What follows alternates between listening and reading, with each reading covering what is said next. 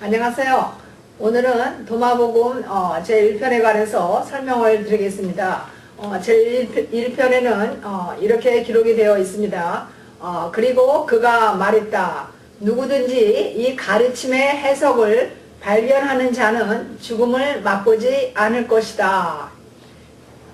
누구든지 이 가르침의 해석을 발견하는 자, 이것이 그러니까 마치 그 find the interpretation, 해석을 발견한다.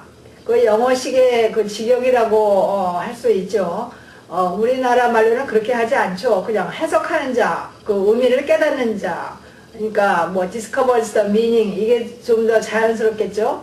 의미를 파악하는 자, 이해하는 자, 깨닫는다, 이런 뜻이죠. 자는 죽음을 맛보지 않을 것이다. 근데 이 도마복음을 강의를 하셨던 도를 줄여서 돌이라고 하겠습니다. 돌 선생께서는 이것을 마치 그 해석을 발견한다라는 그것을 믿음과 반하는 걸로 설명을 강조하시더라고요. 믿는 것이 아니라 믿음이 아닌 그것을 너무 좋아하시고 강조하시더라고요. 믿지 않고 해석을 발견하면 죽음을 맛보지 않는다 그랬다. 그래서 마치 그것이 어떤 본인에게 굿뉴스나 되는 것처럼 설명하시는데, 근데 해석을 발견한다, 이 말씀을 알고 말씀을 깨닫고 말씀을 이해한다는 그런 표현은 성경에 너무나도 많이 나와 있는 것입니다. 너희가 보아도 알지 못하고 들어도 깨닫지 못한다, 이렇게 하나님께서 한탄하시는 그런 표현이 이것저것 많이 나옵니다. 그랬을 때 알고 깨닫는다, 이해한다, 이것이 다 같은 것이고, 또 중요한 거는 성경에는 하나님의 아들을 믿는 것과 아는 것에 하나가 되어야 된다, 이렇게 나와 있습니다. 그래서 in the faith and in the knowledge of the Son of God, 그러니까 하나님의 아들에 대한 믿음과 그 아들에 대한 지식, 알매 하나가 되라. 또 예수께서도 listen to me and understand this, 내 말을 듣고 깨달으라, 이렇게 말씀하셨습니다. 마가복음에서 보면은 그 말씀은 뭡니까? 예수님의 말씀을 듣는 거, 예수님의 말씀을 아는 거, 예수님의 말씀을 깨닫는 거, 이해하는 거, 이것이 다 예수님을 믿는다는 것과 무관치 않는다는 말씀이 되는 것입니다. 누구든지 이 가르침의 해석을 발견하는 자는 죽음을 맛보지 않을 것이다. 영생을 얻는다, 이 말씀이죠. 여기서 영생은 곧 무엇입니까? 요한복음 17장 3절에 보면은 영생은 곧 유일하신 하나님과 그가 보내신 자 예수 그리스도를 아는 것이다, 이렇게 말씀이 되어 있습니다. 영생은 유일신이신 하나님을 아는 것과 예수 그리스도는 하나님께서 보내신 자다, 이것을 아는 것이 영생이다, 이 말씀입니다. 여기서 아는 것과 믿는 것과 깨닫는 것과 다른 것이 없습니다. 다 같은 뜻인 것이죠. 그래서 예수께서는 요한복음 5장 39절에 너희가 성경에서 영생을 얻는 줄 알고 이 성경을 연구하는데 이 성경은 곧 나에 대해서 증거하는 것이다, 이 말씀을 하신 겁니다. 그러니 여기서 보면은 영생이라는 것이 무엇입니까? 지금 알고 깨닫고 믿습니까? 그 대상이 있습니다. 그 대상이 무엇입니까? 참 하나님, 유일신 하나님과 예수 그리스도를 알고 깨닫고 믿는 것이 영생이다. 이것이 성경의 초지일관 가라는 그런 말씀인 것입니다. 그러므로 우리가 이 성경을 해석하실 때는 도마복음도 성경의 어떤 그 복음서와 밀접한 관계가 있는 복음서일진데, 이것을 해석하시는 입장에서는 적어도 성경에 대해서 아셔야 되는 것입니다. 성경을 모르시고 임의로 이렇게 해석을 하시면 엉뚱하게 정말 3000% 빠지는 겁니다. 그러면 성경을 알지 못하는 대다수의 그 청취자들께서는 이 설명을 그냥 듣고 그런가 보다 생각지 않으시겠어요? 그러므로 이런 것은 반드시 정정이 필요한 것입니다. 그리고 그 도열 선생께서 그 초대교회의 예수는 죽은 예수다, 이것을 주장하셨습니다. 왜 그러느냐? 초대교회의 그 공동체에 모인 사람들이 살아있는 예수를 만난 적이 없다. 그러므로 주제는 죽은 예수이지만 도마복음에서는 도마가 예수를 직접 보면서 쓴 것이기 때문에 이것은 살아있는 예수에 대한 기록이다. 이런 주장인 것입니다. 초대교회를 만든 사람이 바울이다. 바울은 살아있는 예수를 만난 적이 없다. 담에서 선상에서 귀신을 만났다. 이렇게 그 도월 선생이 주장을 하시는 거죠. 그런데 그 초대교회의 역사는 그 바울에 의해서 일어난 것이 아니죠. 그러니 성경을 아셔야 되는 겁니다. 성경에 보면 사도행전에 그 오순절에 마가 다락방에서의 성령의 역사가 상세히 기록이 되어 있습니다. 그것은 엄연히 바울의 그 회심 이전에 다메섹에 가는 그 도상에서의 회심 이전에 이미 한참 초대교회 역사는 부흥이 되고 있었습니다. 초대교회는 예수께서 부활을 하시고 나서 40일간 많은 사람들에게 자신을 보이시고 자신의 살아 계심을 증거하셨습니다. 그리고 그 증거하시고 나서 이제 하늘로 올리우시기 전에 그 제자들에게 너희는 예루살렘을 떠나지 말고 아버지께서 약속하신 것을 기다리라. 요한은 물로 세례를 베풀었지만 너희는 성령의 세례를 받을 것이다. 이렇게 분부를 하셨어요.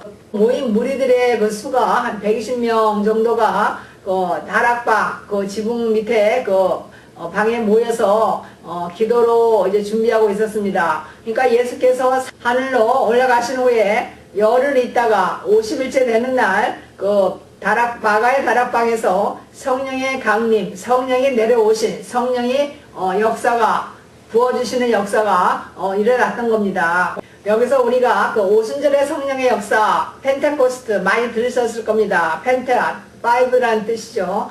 그리고 그 오순절, 다섯, 순, 열, 순, 그러니까 50일째다 이 말씀입니다. 그러니까 예수께서 부활하신 후 50일째 날에 그 성령의 이제 역사가 일어난 것이죠. 그런데 우리가 그 유대 그 전통 그 구약 시대부터의 유대인들에게는 적인 절기가 세 가지가 있습니다. 하나는 6월절이고요. 또 하나는 그 오순절 지금 말씀드리는, 그리고 또 하나는 초막절 이렇게 있습니다. 근데 그 6월절이라는 것은 모세가 그 이스라엘이 그 이집트에서 430년간 그 이집트에서 이제 노예 생활을 하게 된 겁니다. 그러니까 지금부터 3,500년 전에 있었던 일이죠. 430년간 이집트에서 그 이스라엘 백성들이 종살이를 했을 때 그들이 이제 너무나도 압제를 당해서 그 부르짖는 소리를 하나님께서 들으시고 모세를 통해서 이스라엘인들을 이집트에서 탈출해서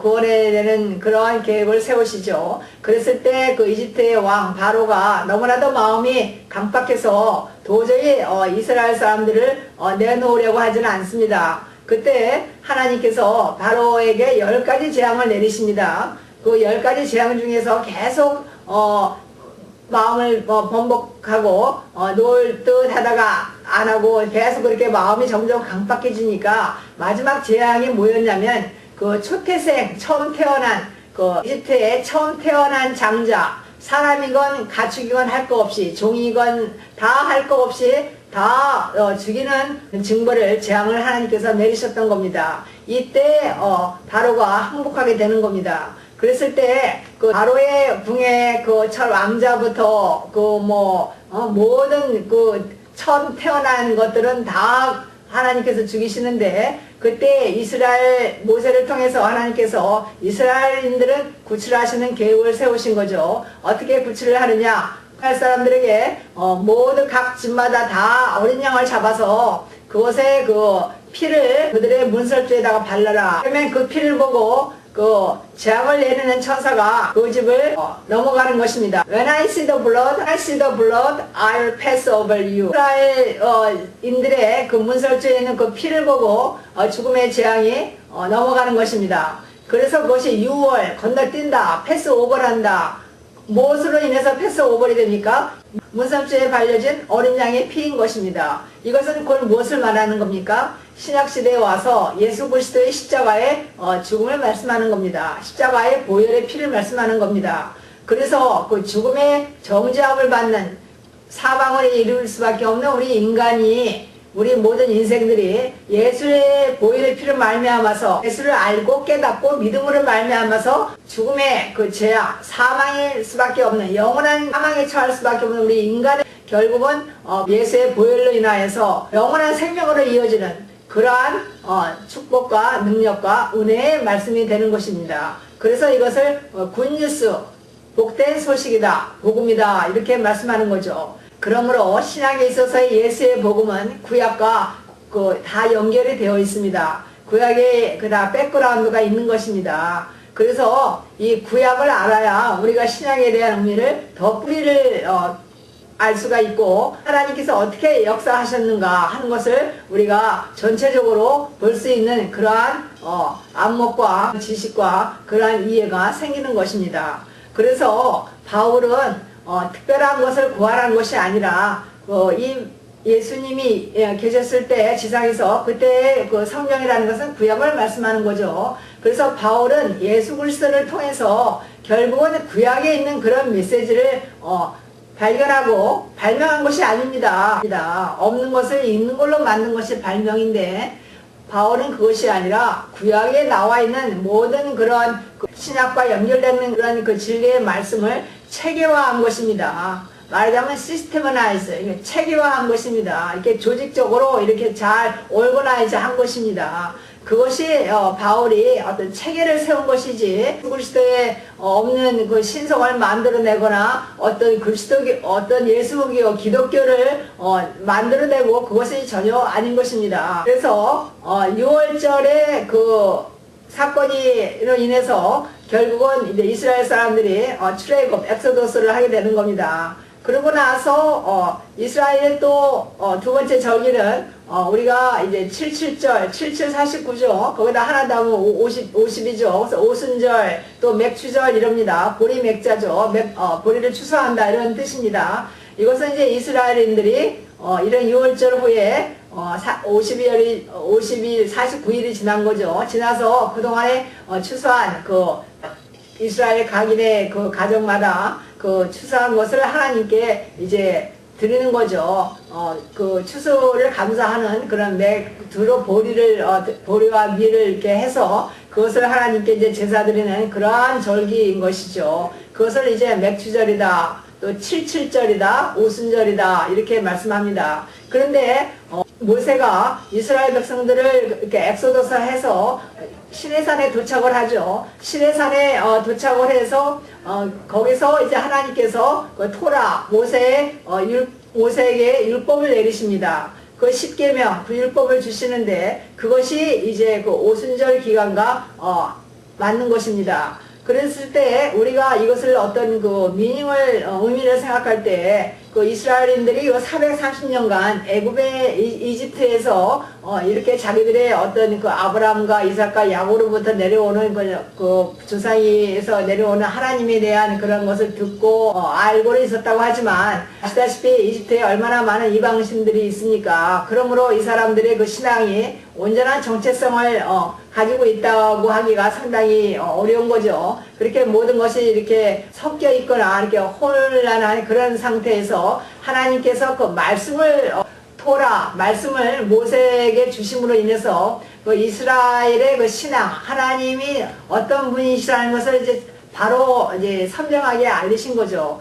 그래서 이것은 이제 이스라엘의 그 신앙이 확립이 된 것으로 볼 수 있는 거죠. 이 말씀을 받음으로 인해서 그 이스라엘 백성과 하나님과의 관계가 갱신이 됐다 말씀할 수 있죠. 그래서 이제 유대교가 이렇게 기본 골격을 갖추고 확립이 되어 있다 이렇게 의미를 부여할 수 있습니다. 이런 의미에서 이 오순절의 성령 강림의 역사는 이제 신약에 와서 예수교의 탄생을 의미한다 이렇게도 우리가 얘기할 수 있는 것이죠. 그리고 유대교의 3대 명절의 그 초막절, 장막절이라고 하는 것은 그 이스라엘인들이 그 광야 생활을 40년간 하죠. 하나님께 자꾸 불순종하고 불평하고 원망해서 하나님께서 이제 40년간 광야에 이제 고생을 시키십니다. 하나님을 더 알아가게끔. 그래서 우리가 우리 인생을 광야의 여정이라고도 하지 않습니까? 그때 이스라엘인들이 광야에서 그런 장막생활, 초막생활을 한 거죠.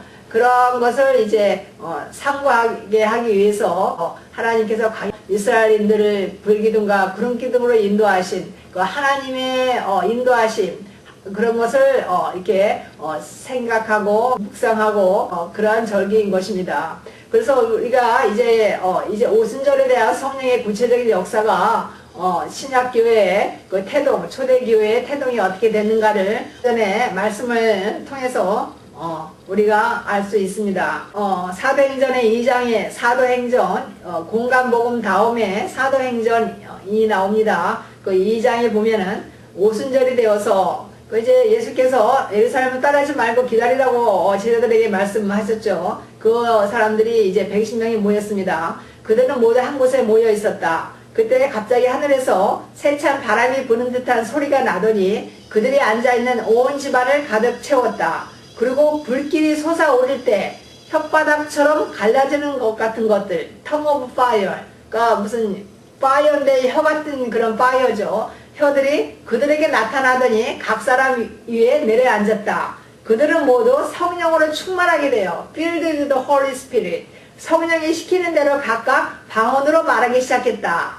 방언이라는 것은 이제 speaking in other language, 다른 나라 말로 말을 했다 이것입니다. 여기 있는 모인 사람들이. 그러니 그 예루살렘에서는 그 경건한 유대 사람이 세계 각국에서 와서 살고 있었습니다.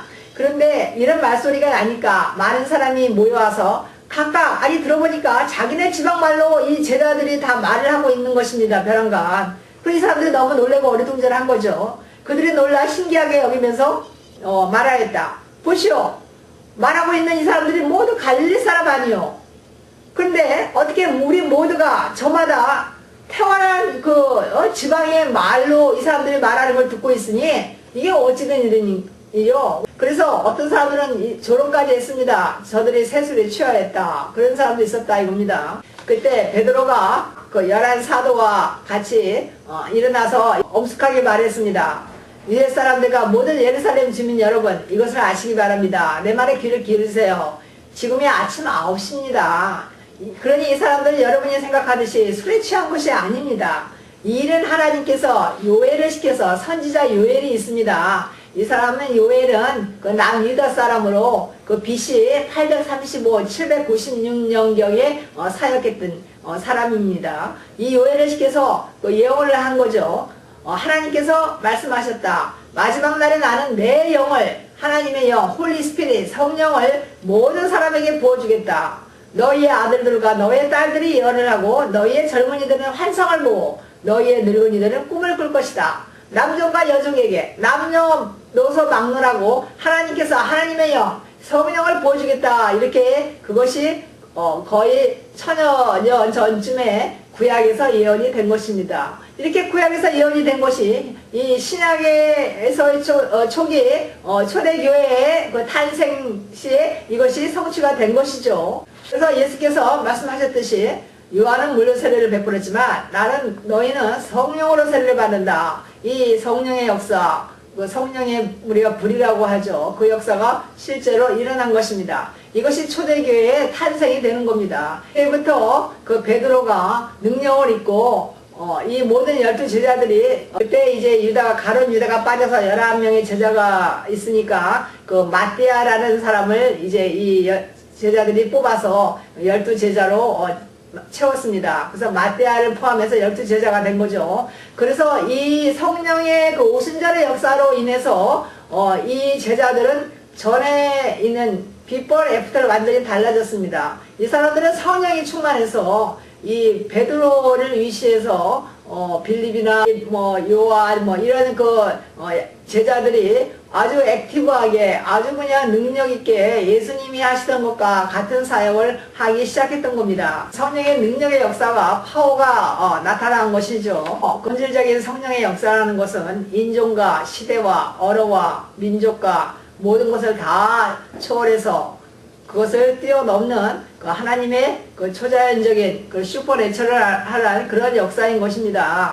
우리가 마음을 오픈해서 예수 그리스도를 하나님의 아들로 받아들이면 그 성령께서 우리가 성령님 예수 그리스도를 받아들이는 것은 성령 하나님을 우리가 이렇게 초빙하는 겁니다. 인바이트 하는 거죠. 우리 마음속에 우리가 그런 오픈 마음 하나님께 열린 마음으로 우리가 있을 때 또 겸손하고 순정하는 마음으로 있을 때 성령께서 우리에게 역사하시는 겁니다. 이것이 놀라운 here and now 지금 여기서 일어나는 하나님의 역사인 것입니다. 이것이 구원의 역사인 것이고 이것이 은혜의 역사가 되는 것입니다. 그래서 말씀드렸지만 현재 뭐 어떤 번역자라도 이 도마복음을 번역할 때 예수 당시에 살아있는 그런 말씀대로 이해되기를 희망한다는 것은 성령의 도움 없이는 불가능한 겁니다. 그리고 성령의 도움을 우리가 받으려면 성경에 대해서 알고 깨닫고 그러한 믿음이 또한 필요한 것이죠.